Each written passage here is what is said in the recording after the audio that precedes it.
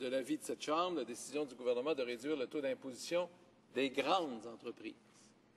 Alors, nous, évidemment, nous allons être favorables à cette motion de l'opposition officielle, en souhaitant que tous les membres de l'opposition officielle soient là pour voter en faveur de leur motion. Ce serait peut-être un minimum. Et pour faire en sorte que nous soyons tous unis devant le gouvernement qui, par la voix du nouvelle secrétaire parlementaire du ministre des Finances, vient d'exprimer son désaccord. Monsieur le Président, d'où ça vient, ça, l'impôt? Je pense qu'on peut prendre un petit 5 minutes pour se dire qui paye. Au Canada ou dans tous les pays démocratiques, on a, dans le fond, une structure fiscale qui repose sur deux piliers, les entreprises et les particuliers. Donc, au niveau des particuliers, c'est très clair.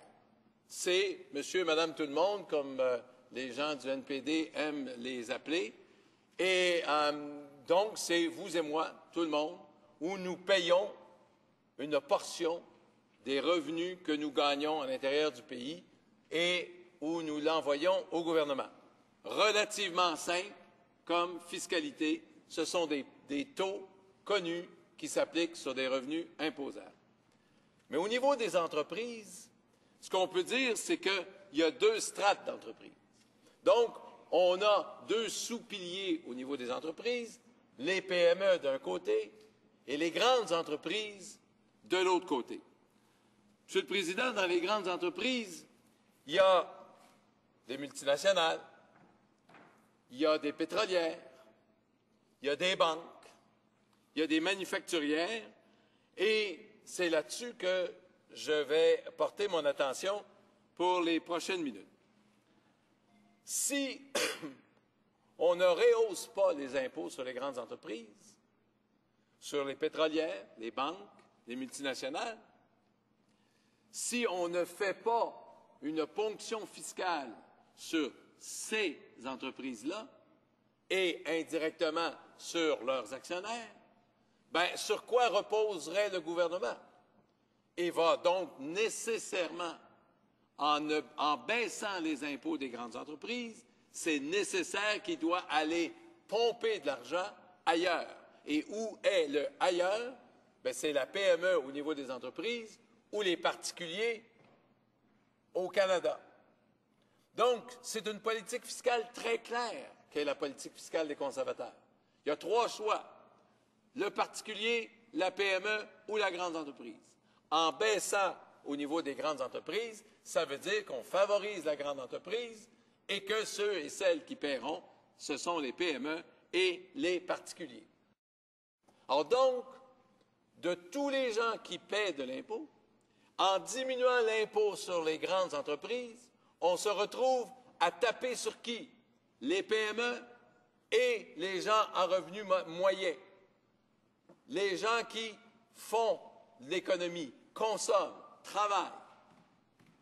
Au niveau des grandes fortunes, des gens qui ont des grands revenus, ben nous, on dit aussi, à l'image de la motion du député, on devrait aussi taxer les grandes fortunes et les rémunérations au-dessus de 150 000 $ et plus. J'y reviendrai, Monsieur le Président.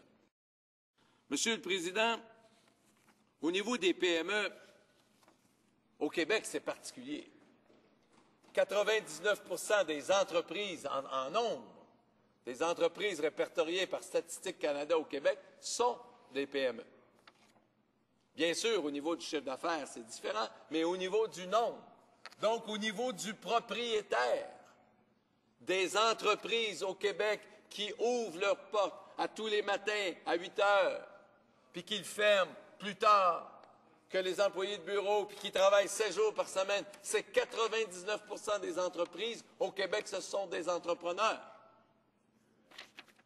Ensuite, Monsieur le Président, ils emploient plus de 56% de l'ensemble des salariés au Québec.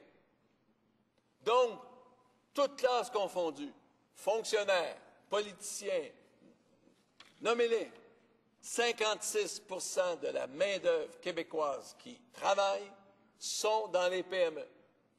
Donc, qui ont un contact étroit avec le propriétaire. Ce n'est pas un sombre actionnaire représenté par un conseil d'administration. Il voit son boss à tous les jours. Donc, le particulier, qui est évidemment touché par une baisse d'impôts des grandes entreprises, parce que c'est bien lui qui va payer si l'autre ne paye pas, bien lui, là, il se voit touché et il voit son patron touché en matière, dans la PME.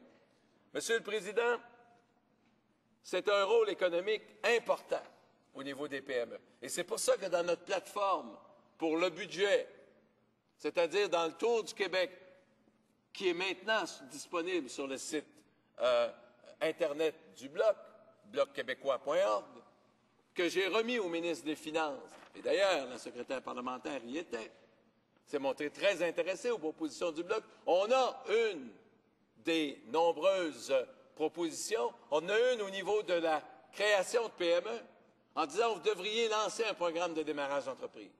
Il y a déjà eu au Québec, dans les années 90, un tel programme pour créer de l'entreprise. Et qui vise qui? L'entrepreneur. Celui qui va engager 3, 4, 5 personnes. Donc, on a une politique qui vise la PME. Nous, on dit,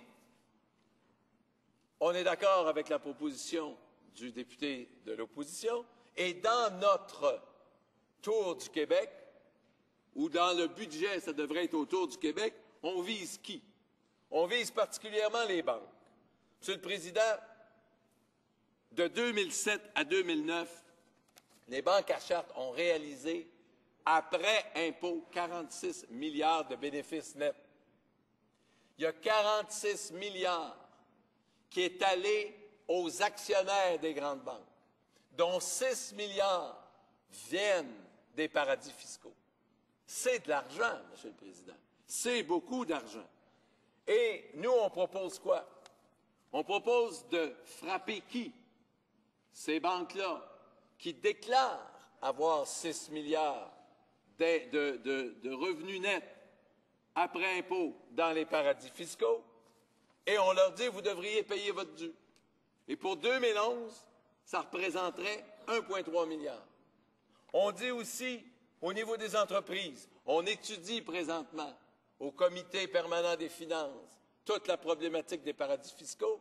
Il y en aurait pour 600 millions au niveau des entreprises et au moins 1 milliard au niveau des particuliers. Donc, on dit, allez chercher l'argent là. Au niveau des pétrolières, Monsieur le Président, on ne fera pas de surprise à personne en disant qu'on s'intéresse aux pétrolières. Au niveau des pétrolières, Monsieur le Président, en 2003, pendant que l'honorable député de Kings Anse était candidat au leadership du Parti conservateur, enfin le vrai Parti conservateur, progressiste conservateur, oui, bien sûr. Pendant qu'il était candidat là, ces libéraux, en fait, ces futurs libéraux, appuyés par les autres, votaient une baisse, une politique fiscale particulière au niveau des pétrolières. Bon, cette valeur que le député n'était pas ni chef du Parti progressiste conservateur, ni chef du Parti libéral, à un moment donné, peut-être qu'il sera chef du NPD, on ne sait pas, mais il reste qu'il n'était pas en mesure, de montrer aux gens qu'une baisse d'impôts massive au niveau des pétrolières, ça n'avait pas d'allure. Bon, bien, Monsieur le Président, nous, on revient avec ça. On se dit, fin des cadeaux au niveau des pétrolières. Les pétrolières reçoivent encore, directement et indirectement, plus de 1,3 milliard de subventions par année. Et si on remettait les pétrolières au taux d'impôt usuel, ben, ils paieraient 1,9 milliard de plus d'impôts. Et je pense qu'il n'y a personne qui broyerait au Canada si on disait aux pétrolières, ben, c'est bien de valeur, vous vivez avec le pétrole, vous ne pouvez pas déménager le pétrole, vous ne pouvez pas sacrer votre camp parce que le pétrole, il est là. Donc, vous allez contribuer davantage. Et d'imposer plus d'impôts aux pétrolières, en tout cas, il n'y a personne dans Hochelaga qui va broyer pour ça, Monsieur le Président. Donc, les pétrolières, les banques Et ensuite, Monsieur le Président, pour équilibrer le tout, on dit, tantôt j'ai parlé des particuliers, et j'ai parlé des particuliers en 3 strates. Ceux qui ne paient pas d'impôts, ils n'en paient déjà plus. Ceux, la masse, le nombre, la classe moyenne, celui qui travaille, lâchez-le, s'il vous plaît. Mais en plus, au-dessus de 150 000 $, au-dessus de 250 000 $. L'an dernier, on a fait la proposition et on revient cette année. La proposition est la suivante, Monsieur le Président. Pour ceux et celles qui gagnent 150 000 à 250 000, 2 de plus. Est-ce qu'une personne qui a, mettons, juste 150 000, 2 c'est 3 000 $. Est-ce que ça va le déranger? Non.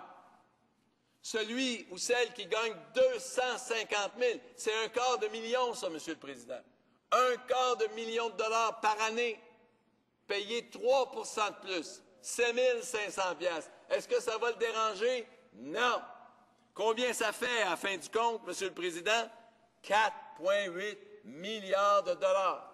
Ces chiffres-là sont les chiffres du ministère du Revenu et du ministère des Finances et que nous travaillons et que nous avons proposé au ministre des Finances.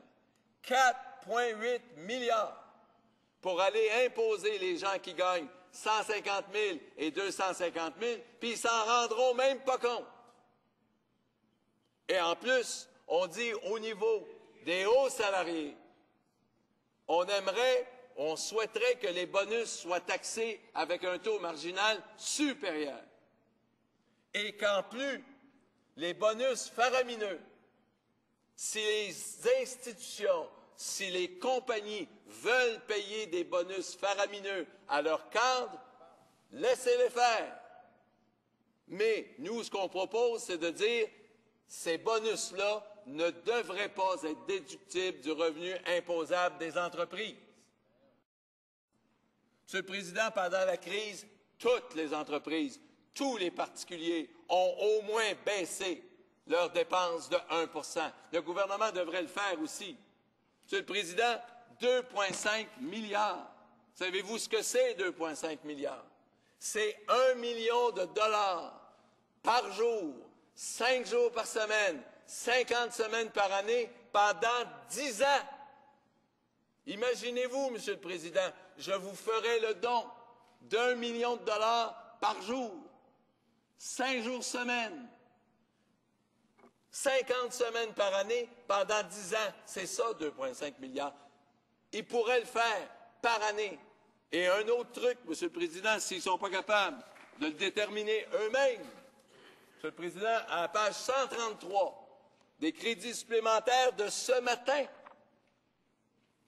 on dit « mise sur pied d'un régime canadien et d'un organisme national de réglementation de valeurs mobilières et bureau de transition pour la réglementation de valeurs mobilières ». Il y a 161 millions de dollars là-dedans.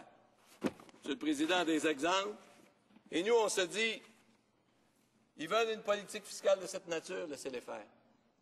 La souveraineté, Monsieur le Président, hier j'en ai parlé, c'est de signer ces traités, comme le Panama ou non.